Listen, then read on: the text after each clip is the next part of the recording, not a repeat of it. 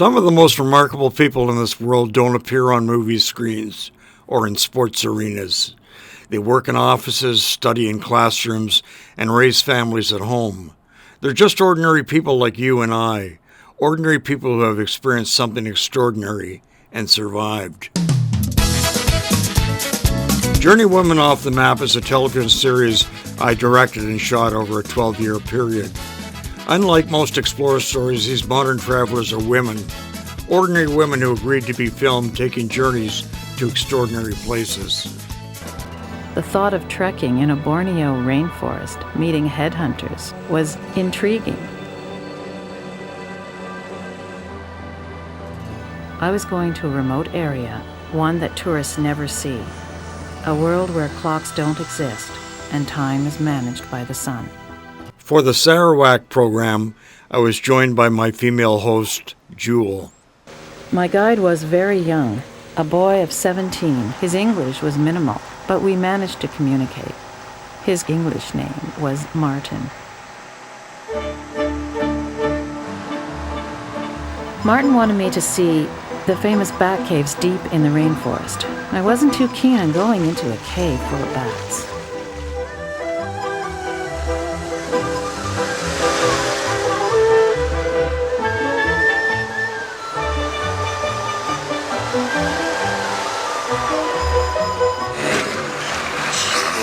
The water was very low and fast, and we were scraping bottom. It was better if we pushed the boat over the rocks. It was very strenuous at times, and I noticed alligators earlier that day. I did not want to be in the water long. I was exhausted, but I loved every minute of this crazy adventure. Rocks are sharp! Ow!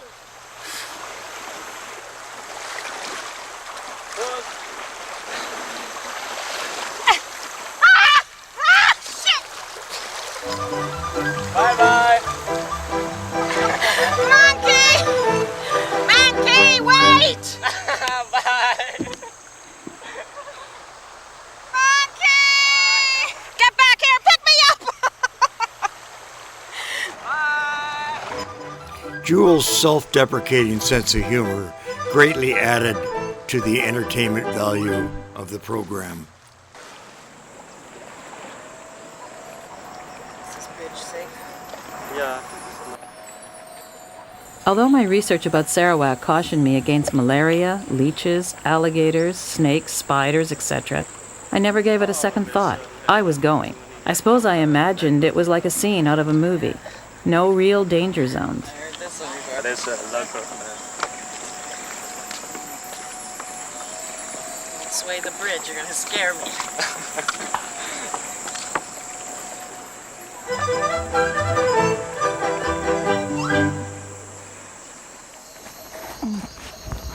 As we hiked into the shady forest, it was strange to see my houseplants as gigantic trees. It's very slippery. Lots of ants. God, Branch. just a branch. Oh my God. Thought it was a snake. I feel like I got stuff crawling all over me. Wow, look at that one. What kind of tree is that? This in local name is Benuang. Scientific name Kapausia sumatrana. Oh, I'll remember that. Yeah. This is absolutely incredible. You have to look up and look down. Yeah, look up the road. Oh, Menke, couldn't you find a better route than this? This is like, oh my God! This is like sinking sand. Yeah. I hope we don't come across any snakes. How much farther to this bat cave? My feet are full of mud. I can't move them.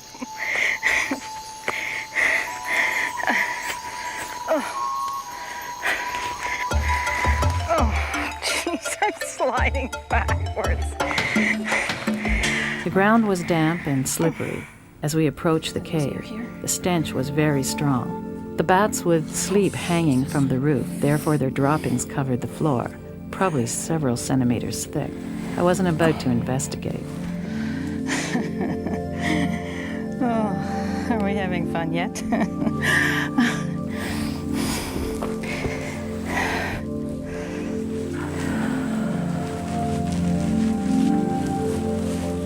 is just fabulous. Oh, where do we go from here? Finally made it. Yeah, Took us the whole day. Now, where did the bats come out? Which mountain? this direction. Okay. And do they come out one at a time or in a group or? Yeah, they'll come out one in a group. Okay. And about how many bats are we talking about? About more than 3 million. 3 million. Yeah.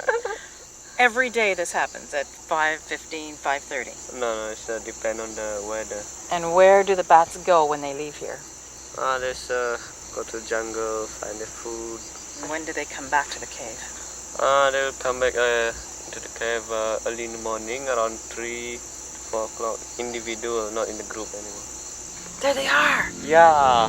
Whoa, the first group. Oh my God, they're so gorgeous. Let's start counting. Oh yeah, that looks like about 2,000. Another group, look at that.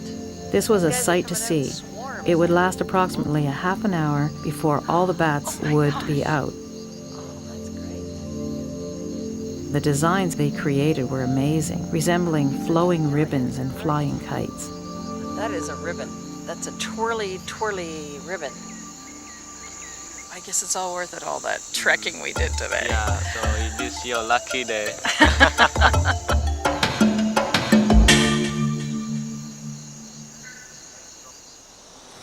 Martin wanted me to see another cave where there were special plants hanging. He seemed to know so much about his country, it was very admirable. Whoa, look at that. That is hanging plant, one leaf plant. A one-leaf plant. Yeah. Mono is one and Pilia pendula is a plant and hanging plant. Hanging plant. Yeah.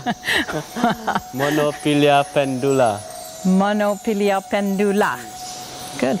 And so we have one plant hanging from each one of these stalactites. Yeah. Gee, that's really interesting. And they grow on dry limestone. Are we going in there? Yeah. All the way in? I explored this cave, but due to the moisture and humidity in the air, everything was so slippery. I was taken by surprise when I fell through the opening.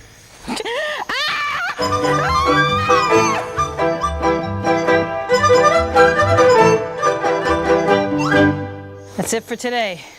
Yeah. Take me for a swim.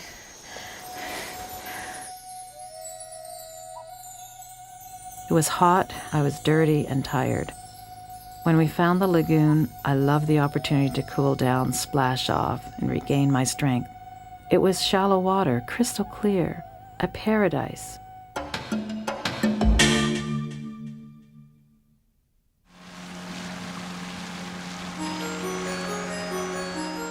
We moved on to the river village. This was my first contact with the people of the land.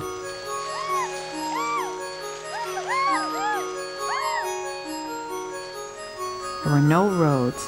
The only mode of transportation was by water. This was 4 hours in the longboat.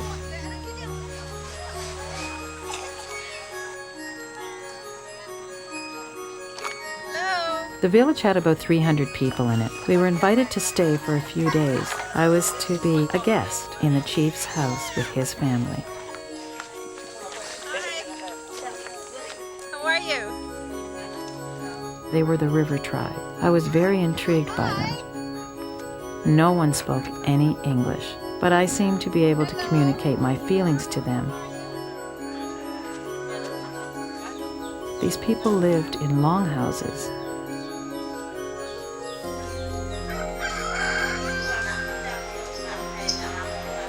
They set up a table and chairs for me. I felt uncomfortable sitting in a chair when everyone around me was sitting on the floor. In the chief's house lived all his relatives. This was his older sister. She was over 100 years old. But another old man who lived in the chief's house, his job was to look after the children. These people were happy and content with minimal material things. This was a different way of life. Martin was excited for me to meet the chief. He had told me a lot about him. He was 94 years old. He was on his second wife and had 11 children. The oldest was 65 and the youngest was 9 months old. Nice to meet you. Yeah, Bala. Jewel. My name is Jewel. Yeah, From Canada. Canada. He was a very strong man. They all looked up to him for guidance and permission. In his lifetime, did he ever take any heads? Naam to. He said no. Did his father take any Yeah. heads? How many? Kenan 30 lai. 35. Yeah, more than 40, about 35. Oh, do you have any trophies? Whoa! Dito. What is this? Whose skull is this? Oh my God, I'm holding a skull. Oh, very small. This must be a Canadian woman. Whoa. Will you stop? Chief, put him in line. Shop. Is that how they did it? Right at the neck? Yeah. Why did they hunt heads? For warrior. Did it make him a hero then? So it's easy for him to marry, To find a wife. find a wife. So the more heads that a young warrior had, the easier it was for him to find a wife. Yeah. Can we put it like this? Yan rang tani ka?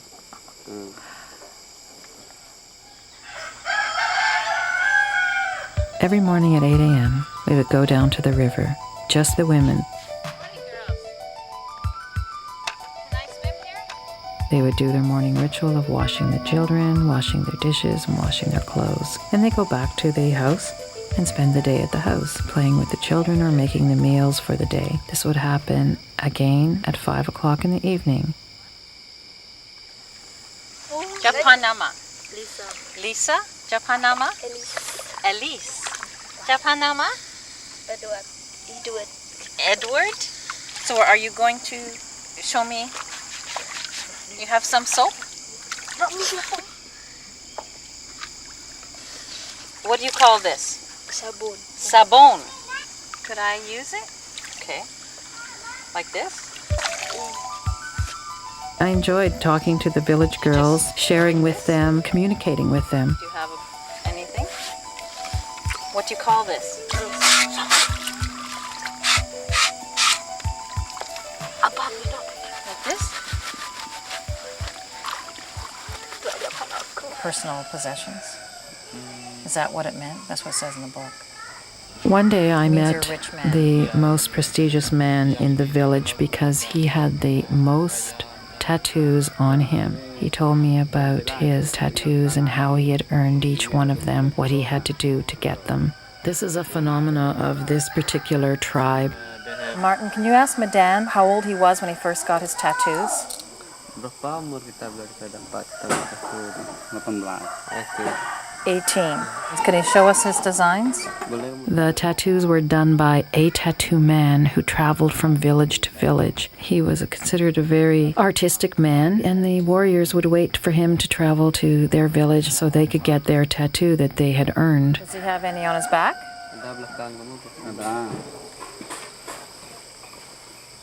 We have all these flowers. Bunga terung semua kan yang dia apa? This one mean like crab. Crab? Ketam. He was a great warrior when he was younger. When they took a head, they would get the tattoo on their hand, and the wives of these men would be allowed to have a tattoo on their throat. Let's check his hands out. You have any on your hands? No. Good. Then he's not a headhunter. The next day we had to take a ferry to a city called Limbang.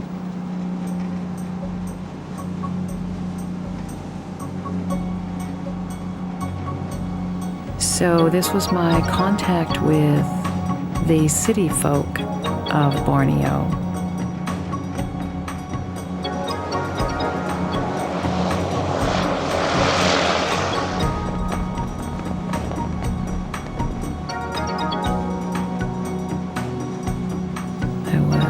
surprised that they had a TV on the jet boat. I wasn't much interested in it at all. I was looking forward to seeing what city life was like in Borneo.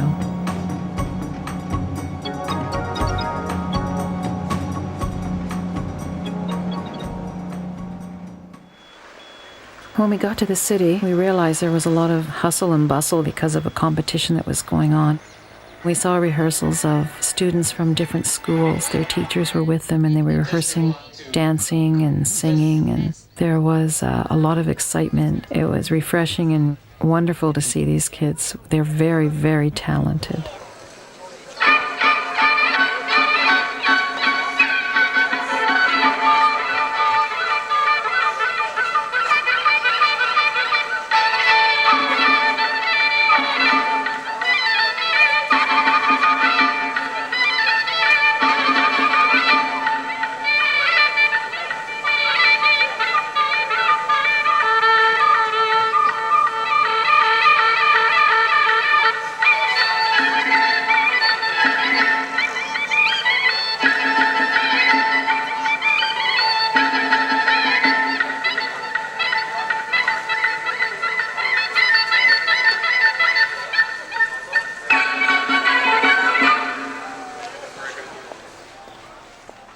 I was doing a little window shopping and I came across this shop and I saw this wonderful materials in the window, and so I went in to see this woman. Hi, you speak English? Yes, I do. What are these? These are for the headgear, for the traditional use. So they wear this on the head, not on the No, on neck? the head. Oh, it's quite heavy. Oh, yes. Do the women wear this all the time? On the festival. Festivals. Ah, okay. You can have some more. Oh, what's this? It's a handicraft, and usually we use it for keeping almonds, rings, and Oh, jewelry. yes. Oh, I see. Great. I love it. I love it. This is great. And then you just hang it up. Yes. And you just. Oh, what's this? She showed me one of her folk costumes from her tribe, what they wear at special festivals. So she let me try it on, and that was really exciting for me. Oh, this is nice. I think you can wear one. Could I try it on? Yes.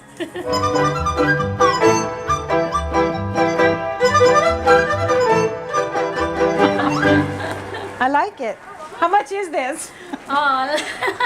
Martin's village was right on the border of Kalimantan and Sarawak. We went there specifically to visit his family, and it was a joy to visit his family since I had spent so many days with him, and he'd been so helpful. At least we don't have a cliff at the bottom waiting for us. So this is your village? Yeah, this is the village where I live for my life. Yeah? You grew up here? Yeah. This is nice. This is beautiful view up here. Yeah. Where's your house? Oh, my house as well. The one green, very old one. Uh-huh. What is the water, the squares of water there? It's for plant the paddy. Or, The rice paddies? yeah. Oh, what are these ladies doing? Yeah, they dry the paddy. Do how they do it, paddies. Did you used to do that when you were a little boy? Did you help your mother do that? Yeah. Yeah? Carry the rice paddy in the bucket. On your back.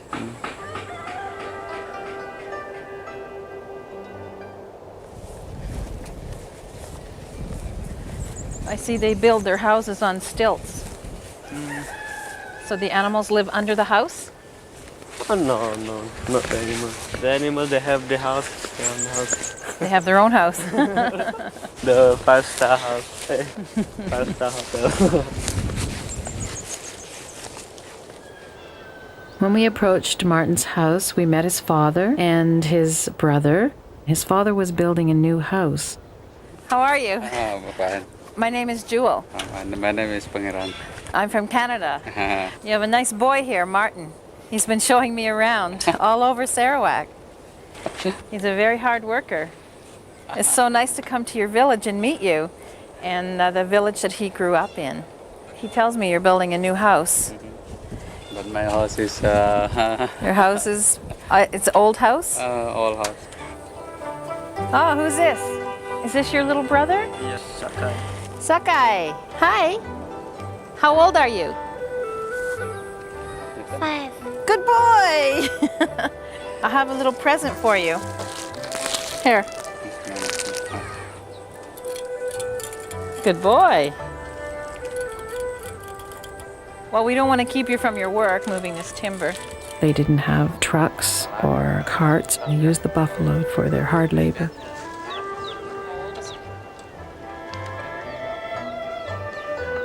Martin's family were content and lived good, happy lives with the little that they had.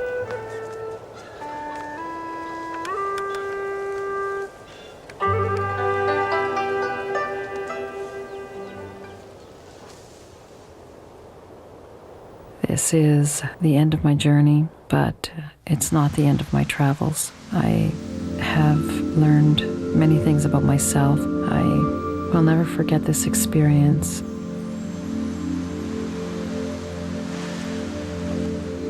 I have made a promise to myself that I will continue to explore and to travel further and deeper into remote areas.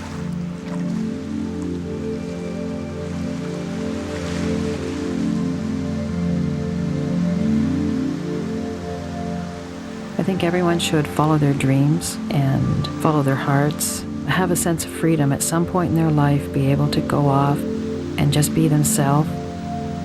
That's where you find true happiness within yourself.